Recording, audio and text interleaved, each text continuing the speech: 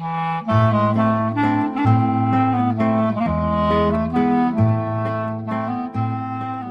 to Couples Therapy in 7 Words. I am your co-host, Judy Alexander, and I'm here with my husband, Dr. Bruce Chalmer. Well, hello, Judy. Hello, viewers and listeners. Our topic for today is... How can we find time to connect? This is a topic I hear a lot about in the couples that I work with. I'd say, interestingly, especially with the pandemic going on and people are kind of stuck together, you think, well, they've got lots of time with each other, but not time to connect exactly. Yeah. So we will be getting into that. Before we do that, though, let's have a few words about our podcast itself. We are well into our second year now. Almost, well, whatever it is, been a year and a half. And thank you all for tuning in and spreading the word. And we're hearing from folks. We were just, I won't say where or what, but we were just interviewed by some media because some folks heard about it and wanted to talk about the podcast, and so we're delighted with that. And we would like you to tell your friends, spread the word. Of course, just let people know by whatever means. And also follow us and subscribe and like and all that kind of stuff that people do on social media. And while we're talking about our podcast, and you'll see up at the top of the screen, it says our podcast website, which is couplestherapyin7words.com. And when you go there, you can get our merch. Our Couples Therapy in 7 Words mugs. For those of you who are watching, you can see them. For those of you who are listening, they are beautiful mugs in two sizes. 2 sizes. 11 ounce and 15 ounce. And on one side of the mug, there is the beautiful logo that Judy actually designed. And on the other side is our inspiring message, be kind, don't panic, and have faith. That's the 7 words, folks. So you can get that. And we also have our Couples Therapy in 7 Words t-shirts.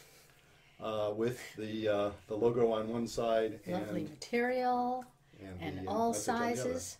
All sizes. So please feel free to do that. You can do that through our website, couplestherapyin7words.com. And let's not forget the book that inspired it all, that's also for sale. Indeed. And that is... That is Reigniting the Spark, Why Stable Relationships Lose Intimacy and How to Get It Back. And that is available. I mean, you can go, you'll have information about it at that same website. It's also available from anywhere you buy books. You can just ask for it by title, and Dr. Bruce Chalmer is the way my name is on the cover, and you can find it that way. It's also available as an audiobook. Seems to be a really popular choice, as I'm noticing, how often people are buying it. The audiobook, which I did the narration on myself, and people seem to be enjoying that, and also available for Kindle from the Amazon site as well. So we hope you will tell your friends about that. So, Judy, you want to talk about where this topic came from? Because I think you spotted the article, I believe. So yeah, tell folks about it. Yeah, it's an article from Psychology Today by a psychologist, Dr. Gary, I'm not sure if he pronounces it Lewandowski or Lewandowski. There's the famous composer Lewandowski, of course. So it's Lewandoski Jr. And it's called The 4-Hour Relationship. And he based it on, there's a number of books that Tim Ferriss wrote, The 4-Hour Workweek, The 4-Hour Body, The 4-Hour Chef. And so Gary Lewandowski decided, well, then there ought to be a book, which Tim Ferriss did not write, there ought to be a book called The 4-Hour Relationship. And so he wrote an article about that. And, I guess you found it interesting, and I found it interesting, so we figured we would talk about that. And he was talking about how in your week that typically has 168 hours in it, you can find 4 hours, and that's all it takes is 4 hours of your time. It could either be 4 straight hours or 4 one-hour blocks to make that time to connect with your partner, because people are just not connecting, and that is so crucial to find ways that you can connect in order to keep your relationship, keep that spark going. And it's interesting, a few weeks ago I met a couple, and they said, I believe I have this number right, They said they literally have about 10 minutes a week where they can connect uninterrupted because their work schedules don't coincide. One of them works, the evening shift. One of them works during the days. That's a tough one. It's a tough one. And then they have young kids. And so they've got about 10 minutes a week Yeah. that they can figure out when they can actually have a conversation, which is really difficult. I have to tell you, and this perhaps won't surprise you, and folks, just saying, as we've said before, we have not discussed this until now. You know, we discussed the fact that, oh, this would be a good topic, but we save it fresh so that you get to hear it, you know, as we speak. It perhaps will not surprise you, Judy, that I'm going to be a bit contrarian here. I'm sure you will. What a shock. Because the idea that couples ought to spend, you know, 4 hours or more or whatever a week connecting sounds to me like a very good idea. Of course. What am I going to say? No, don't do that. Of course not. I'm always wondering, though, what's the cause and what's the effect? You know, if you look at couples who are doing well, who are the couples who don't come to see me, by the way. Exactly. Right? Yes. But I have to say, there are couples who come to see me about other things. They're doing well in, you know, in the connection department. This is certainly not a majority, I have to say. But they're doing well in the connection department. They're talking to me about some particular issues they're having with, you know, extended family or kid issues or whatever. But, you know, they feel like a team. The couples that are connected well, when you look at how they spend their time, by golly, you'll discover there's all these moments of connection or hours of connection or whatever. They probably implement these ideas. Probably. The thing I always wonder about, and I'm just going to kind of put it in now, and I'm sure it's going to come up as we have our conversation, is, are they connecting 4 hours a week because they're doing well, or are they doing well because they're connecting 4 hours a week? And my heavy-duty suspicion is they're connecting 4 hours a week because they're doing well, not the other way around. And the reason I say that is because the folks who bring this up, you know, if you look at what they're spending their time doing, it's not that they literally have no time. Now, that one couple I mentioned, it's like, boy, they've really got a logistical problem there, you know? But it doesn't take 4 hours a week to feel connected if you're doing well. That's true. You can feel connected in little tiny moments during the day, and just these reaffirmations of feeling connected. Actually, a lot of the ideas that Dr. Lewandowski puts in his article, you know, as I say, they're great ideas. That's what folks who are doing well probably are doing. The folks that aren't doing well often, in theory, would have the time to do those things, but they're avoiding it because they're too upset. They're so worried that if they spend any time together at all, it goes down the tubes. Yeah. And so that's really a different issue. And just saying, well, you need more time to connect. You need more time to connect with somebody where you feel like every time you're connected, you know, every time you're in each other's presence for more than 30 seconds, you end up feeling horrible. Their problem isn't that they're not connected, they don't have enough time. Their problem is how they're spending the time. Does this sound familiar to you from my little rants and raves about communication? Yes, it does. It doesn't, yeah, right? It's like, the problem isn't that you don't know how to communicate. The problem is you're very good at communicating. The problem is what you're communicating. The problem isn't that you're not spending enough time together. The problem is how you're spending the time together you're spending. Well, you know, but in our letter that we have from one of our listeners, that's one of the topics that's addressed, and it's not always how you're spending the time. I think you really do need to spend time. I mean, you can't say we can connect in 10 minutes a week. You really can't.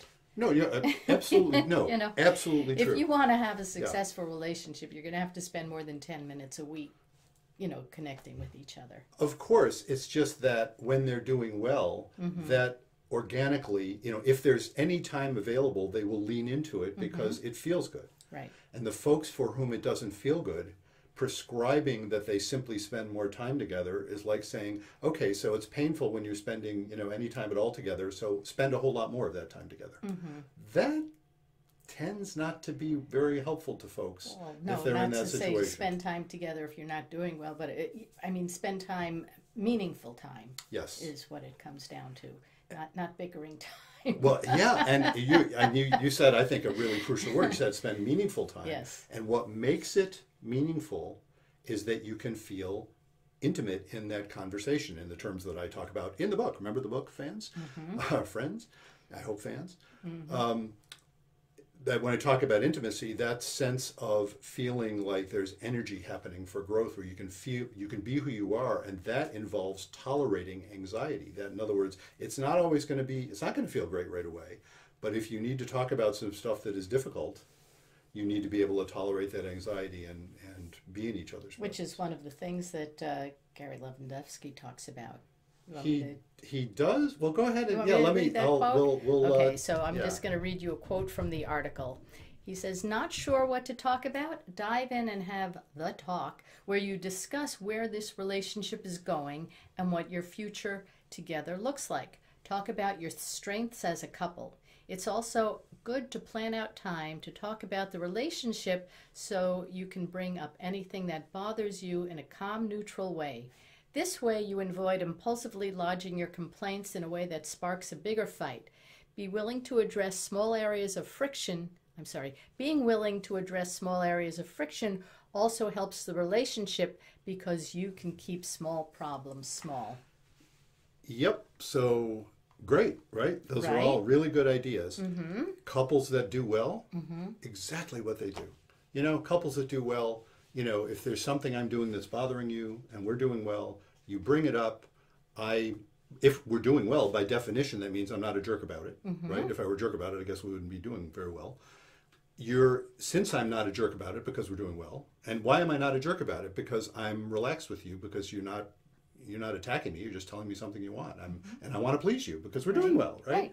So you bring up something and it doesn't fester, and I'm cooperative, or even if I disagree, we work it out and we're both happy, and it's just another affirmation that we're doing well. Okay, but what if we are such a busy couple, we've got all these kids, we've got jobs, we're running here and there, and we don't have time to sit down and say, this is what's bothering me about something. This has been on my mind. It's like, if I'm doing the dishes, it's like, you're doing that again. I just can't stand, you get to that stress point. So where do you find the time to, connect and say it in a nice way rather than when everything blows up and you're exploding? Absolutely. You need time to do that. Exactly. And of course, where I'm not contrary to this concept is as a good, sort of a couple hygiene measure. Is that a term? You know what I mean? As sort of a good practice measure. It's like, you better consciously think about having enough time for that kind of thing early on while you're still doing well.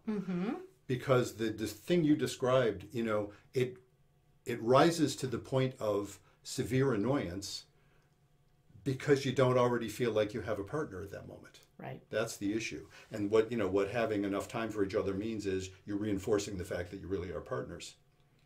But again, there are couples, and it's something that he mentioned in that quote, which was, basically the phenomenon of mutual freakout. Somebody gets angry and it triggers the other person's anger, they're in trouble. The solution there, this is not in opposition to more time together, but the solution there has to be, you got to not freak out first. You have to tolerate the anxiety. That's what I'm saying. The thing that always sort of causes me a little bit of agita about this kind of article is that they forget about that part. They make it sound like, that even that quote to me, maybe I'm being unfair, but it seems to me that quote made it sound like if you just spend more time together, you'll be able to do these things. But he wasn't talking about just spending more time. No, it was the quality of the time. Whether it was, he talked about, watching a fun romantic movie together, or going out with another couple, or even having a couple over to your house. Playing board games was something cited, and dancing was he was citing some research about that. Yes, all great stuff. Actually, let's talk about some of that. I pulled out some of that stuff. Some of the suggestions, which again, I think they're all good suggestions. He describes the NICE, N-I-C-E activities, novel, interesting, challenging, and exciting. And what he said is those are things that expand your self-concept, which again, I look at and cringe slightly because and here I just want to give a shout out to David Brooks's book, The Road to Character. Which came out a few years ago, which is a bunch of vignettes about relatively famous or not as famous people, some very famous in history and some not so famous. And what he points out in the introduction to that book is this concept that being your authentic self is really what you need to be, and it's funny, I was following some of the links in that Psychology Today article about the one about self-concept actually, and it's all about authenticity is the goal, and David Brooks pointed out, this idea that being your authentic self is a good thing, that's new. That's not old. That's just in the 20th century and later, you know? That didn't exist 150, 200 years ago. No. Because what people realized was our authentic self is capable of horrible things. It is, right? To become, this idea of self-concept, and it's all about being your true self. What if your true self's sorry, I get an a-hole? An a-hole, yes, thank you. I'm trying to think what is our ethic here in terms of language. Yeah, but really, what if if this is your true self, be somebody else, That the idea that, a lot of character development that David Brooks was talking about, a lot of character development in the past was all about reining in the parts that are capable of amazing, difficult stuff, capable of damage. Yeah. And here I got to put a shout out to people I've just been quoting left and right from recently, because I'm reading Jill Bolte Taylor's second book. Right. It's called, what is it called? Whole brain living. And she talks about 4 different characters we're all carrying around in our brains, based on 4 different brain structures. And what she describes as character 2. Character 2 is the left brain emotional one. That's the one that is always afraid, always critical, always looking for things that are dangerous based on past experience, and always living either in the past or the future. It's like, uh-oh. Character 2 is all about uh-oh. Character 2 is where bigotry lives. Character 2 is where, racism lives. Character 2 is where sexism lives. Character 2 is where unfair characterizations of anybody lives, and where people can get really nasty. And she points out, if you're in your character 2 and I'm in my character 2, we're going to get nowhere in terms of actually working out a problem. Fortunately, there are those other 3 characters that are involved, and I'll just invite you to read, her book, Jill Bolte Taylor's book. But that's the problem in terms of being able to talk about, getting back to his quote, and being able to talk about things in a common, neutral way. There are couples who come to see me. This is, it's not like this is rare. This is kind of the norm, where they're starting out. They can't say, please pass the salt in a common, neutral way. And we've all seen those people out in public where, they just automatically snap at each other. Yeah. You could say, you've seen a man saying to a wife, oh, honey, like your purse is falling. Don't tell me what to do, or, little things like that you and I have witnessed at any number of public events. Yeah, and I see it in the office. I'm sure you see it much more than I do. Well, that's why they're coming to see me. Exactly. Right. So that phenomenon, these suggestions, if you lay a suggestion like this on a couple like that, they will look at you like, didn't you hear what we were just telling you? It's like, we don't know how to have any kind of conversation. Well, that's and you're prescribing that we have these lovely, again, I don't mean to be dismissive of it, but these lovely talks so that you keep small things small. I don't think it's a lovely talk. I think you need to start someplace, and I think that's what he's talking about. If you're that couple that's snapping at each other all the time, you're not connecting in a meaningful way. So you've got to start small and start finding ways that you can connect. Well, and again, I think the key, what I would add to his article, because I keep saying these aren't bad ideas. Right. What I would add to his article is you have to start by getting hold of yourself. You have to own that yourself. You have to recognize, okay, I've got to not freak out, even if my partner is saying something to me that I don't like. Well, that's where don't panic. Be kind. For those of you who are listening, yes, Judy is pointing to the mug. Don't panic and have faith. That's on the mug, and that's in your book. The whole your 7-word formula. Yes. Yes. So it does come down to that, but. Yeah. Well, and I'm glad you pointed that out, of course, because really, in terms of how do you not panic, well, that's what faith is all about. It really does. Which again, when I read articles like this, it's missing that the stuff about self-concept, it's missing the part about faith. Self-concept often, when I talk about faith, it means recognizing that my self-concept is partly good and partly needs a whole lot of control. And both of those things are fine. Yeah. But I have to not be my authentic self all the time. I have a bunch of authentic selves that are often in conflict with each other. And I need to be responsible for helping out the part of me that's freaking out so that I don't freak out all over you. Right. And trigger your freaking out, That's what happens with couples when they are not doing well. Yeah. And, just to prescribe this, again, it falls flat on people who don't even know where to start. The place to start in this situation, oddly enough, isn't in insisting that you have this conversation with your partner. The place to start is with yourself saying, okay, wait a minute, I need to accept the situation. I need to accept myself and my partner's reactions as part of what's the problem here, and attend to the part where I have some power, which is in my own reactivity. That is not easy. No. And so that, again, that's a little bit where I look at these kinds of things and, I cringe a little bit. But should we get to our letter? Let's get to our letter. It's okay. right on point. Yes, because this is exactly what we're talking about now. So Alexis writes, Dear Dr. Chalmer, I am a 44-year-old woman married for 16 years to Ian. We have 3 children, ages 14, 11, and 7. Ian and I both work full-time. Needless to say, we have very little free time, and the pandemic has really put a strain on us. In addition to work stresses, our children are in 3 different schools, high school, middle school, and elementary school. Although they are in person, there are often cancellations due to COVID exposures, and we're constantly scrambling in different directions. Additionally, our youngest is special needs, and he goes to a program 3 times a week for enrichment. I feel as if Ian and I are drifting apart. We never have time for each other. We don't live near family, so we don't have that support system. And because of COVID, we don't go out. Our house isn't big, so we're all on top of each other all the time. When we're not working, we're doing housework or chores. I feel the only time we communicate with each other is when something needs fixing, or planning dinner, or figuring out who's going to pick up the kids from their activities. You get the picture.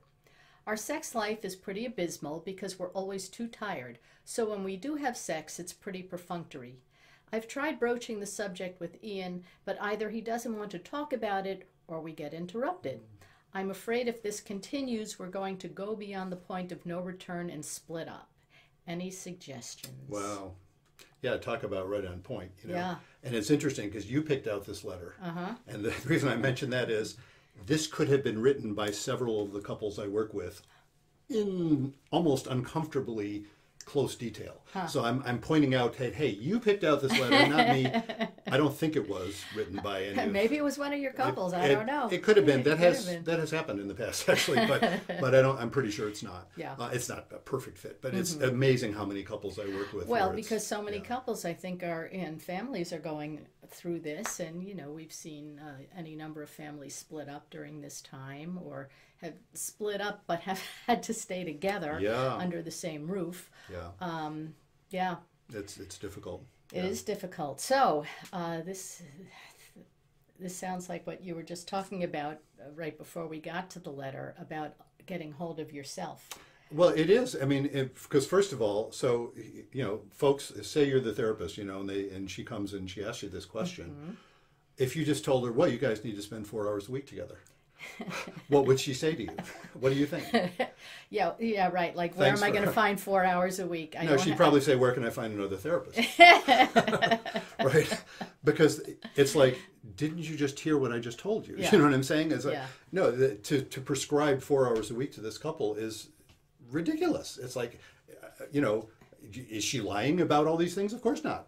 She's telling her story, Mm-hmm. So it is, the problem they're having here is, it isn't so easy to just say, well, spend a lot more time together because they're having enough trouble as it is. Mm-hmm. The problem definitely is, and I think you're pointing this out, the problem definitely is about how they can actually be able to talk to each other without freaking out. It's getting hold of yourself. There is something she said in there about, I've tried broaching the subject with Ian, but either he doesn't want to talk about it or we get interrupted. It's funny, I said, or we get interrupted sounded a little hopeful to me. It's like, well, okay, so maybe sometimes you do try to talk about it. Mm-hmm. It doesn't surprise me ever that one person is proposing talking about it and the other is reluctant. Mm-hmm. Obviously, that's a problem. Right. But it never surprises me. I think gender-wise, it's usually this way. Women usually want to talk about it before men do. Mm-hmm. I know plenty of exceptions to that, so that's not like, always true. Sure. But that concept that somebody would be reluctant is because when they've tried, it has been painful. Right. That's why people tend to be reluctant to do that. Well, that was one of the things that we started out with. The first quote from Dr. Lewandowski is have the talk. where you discuss your relationship. Yeah. And you know, where is this relationship going? And you know, and he said to talk about your strengths as a couple. So don't only talk about like everything that's bothering you, Yeah. but to, you know, actually, and I think that's the thing about finding time to reconnect. You know, couples need to find the time to say, what made me fall in love with you. Yeah. And yeah. you have to remember that, because, you know, 3 kids later, 20 years later in, it's hard to remember that fun time that we used to have together when we would go out and we would have fun and we would go out on the drop of a dime and we didn't have commitments. So what was it about the person, your partner, that made you fall in love with him or her? Yeah, and that that comes up in the context of my conversations with couples. That very thing. It's like, you know, that when they can get hold of themselves and not fight with the situation so much, and then they can start saying, "Oh no, I knew there was a reason I married you." You know, or, I do remember loving you, even though I haven't been feeling it recently. You know, that sort of feeling is really important. One of the things that, and I think I'm just sort of reading between the lines, so always a dangerous thing to do. But it seems to me, in terms of Alexis and Ian, that what they are, the way she's writing about it, they're not past the point of no return. Do you know what I mean? Not yet. Not yet. Not No, yet. I mean, it doesn't sound like they're fighting all the time, Right. and, you know, that they hate each other and that he's getting on her nerve, she's getting on his nerve. They just don't have time. Yes. And that one, indeed, that one is where you can say, okay, you know, if they could get, obviously I'm going to say this, if they could get themselves to couples therapy, you know, if they could carve out the occasional hour to go to couples therapy. And that was actually one of the things that Dr. Lewandowski talked about, Yes. is even if one of those 1 hours of a week is couples therapy. Well, actually, he said even if one of those hours of a week is individual therapy. Yes. Which I looked at and be careful with that. There's been some research that going to individual therapy when your partner won't go to couples therapy tends to be associated with a marriage breaking up. Now, I'm not saying it's because of the individual therapy. It's that circumstance is the couple's in trouble, you know. But just that concept that they're having difficulty talking about it, but they don't seem to hate each other, right? Which really is good. So, and you know, as I say, just the fact that they get interrupted, which means okay, they do try occasionally, that would be good. So, indeed, you know, the kids the ages they are, what they say, 14, 11, and 7 or something like that. They're old enough so that they could probably, you know, leave the 14, if the 14-year-old would do it, leave the 14-year-old in charge for an hour while they take a walk or something. Exactly. You know, there would be some way of doing something like that, perhaps. And indeed, they can have the talk, and the talk, you know, talking about strengths as a couple, you know, a couple that is able to do that, that's really good advice for. The couples that aren't able to do that, you need to start with something different from that. You need to start by... Like what? Well, you need to start by inviting them to get hold of themselves and acknowledging that is difficult. And, you know, a lot of the early work with some couples is about reducing reactivity. When the reactivity, you know, when people are able to get hold of themselves, I was just talking to a couple the other day where that's, you know, if I were going to kind of give an overview of the work so far, I've only seen them a few times now. And they have made enormous progress about getting past the reactivity. And now they're actually, you know, one of my little catchphrases that I think I talk about in the book is get to the right argument, you know, which isn't an argument really. They got to the scary stuff. It's like, oh, wow, we're not sure when we got together, you know, they're worried that what we thought was true, what we thought we wanted, maybe, you know, like one of them was saying, maybe I just needed to get out of where I was, and that was part of getting together. When they can get into that reflective stance, you know, instead of reactive, and say and wonder about that, then it doesn't have to be, you know, it's scary, right? Because they could say, wow, we're really not right for each other, are we? Or they could say, isn't that interesting? Had I known this, I probably wouldn't have picked you. But now that we've been together this way and have built a life and a love together, it's fine. And I often invoke the concept of an arranged marriage at that point. I'll point out to people, I say, you know, in our culture, most folks in American culture pick their own partners. Right. There are plenty of other cultures and plenty of you know, some pockets of culture in this country where they arrange marriages. Right. And I have no idea, I don't think the research is doable, but, you know, my impression is the success rate, so to speak, would be about the same either way. Because nobody really knows their partner when they first meet them. Right. You know, it's mostly illusion. And that's not bad. That's what else could it be? You know, it takes a while to get to know somebody. Sure. So the idea that then you can build a love together, I think, is a really good idea. And that's true of couples who, they wake up in the morning and say, okay, well, history has arranged this marriage. Here we are. Mm-hmm. It doesn't matter what happened umpteen years ago. It's like, well, here we are. And often people can then relax about that and say, well, gee, this might be fine. And not just settle for it, but I mean, this might be lovely if they can not be in such a panic all the time. So to be able to get to that is really difficult. Now, the way he points at the talk where you discuss where the strengths and, again, the strengths and then anything that bothers you in a common neutral way. There are couples where to talk about their strengths as a couple and where they're going can be really, really scary Mm-hmm. for good reason, because they really need to look at it carefully. They may have values that don't coincide.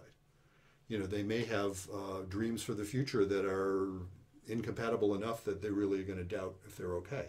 And look, I'm pulling for people to stay together. Mm-hmm. Do you know what I mean? That's my bias isn't saying, well, if it isn't working, just split up.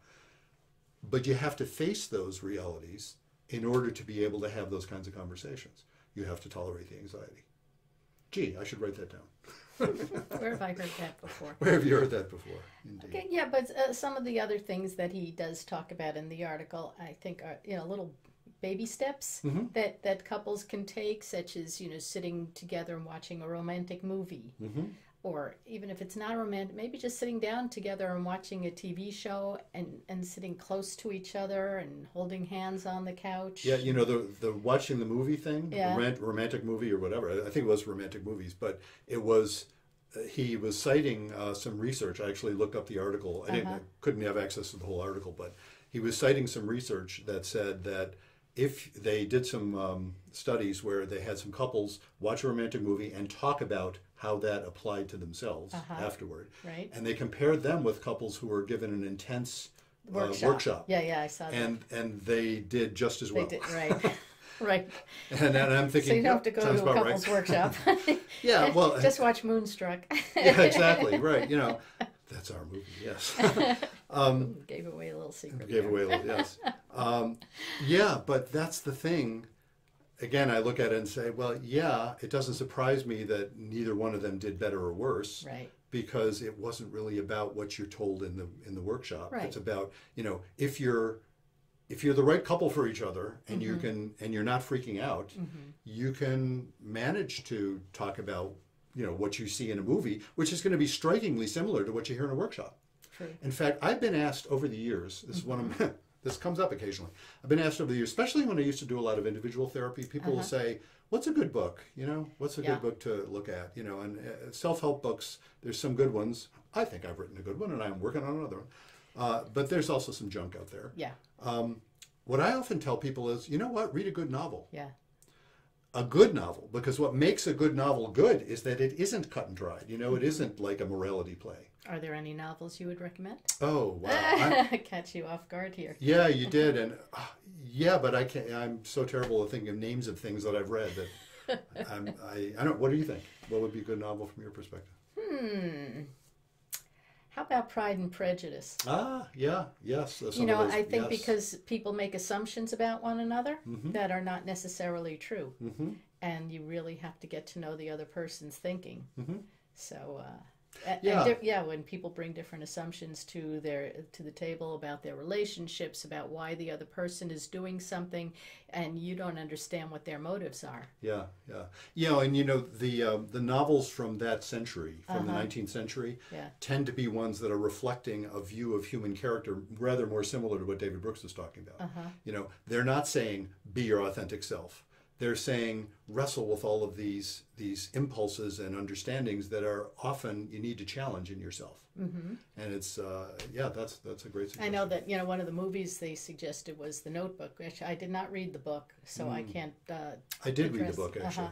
So would that be another good one? Sure. I mean, there you go. As I said, practically anything that you enjoy. Mm-hmm. That's the thing. If it's a good novel, which is to say good from your perspective, if you enjoy it, you're probably learning something about relationships. And just like I say about all the other stuff, it's not about understanding relationships. It's about relating. Yeah. You know what I'm saying? Yeah. Like therapists like me can talk endlessly about our favorite theories about relationships. And you know what, folks? Statistically, we are no better at relationships than anybody else.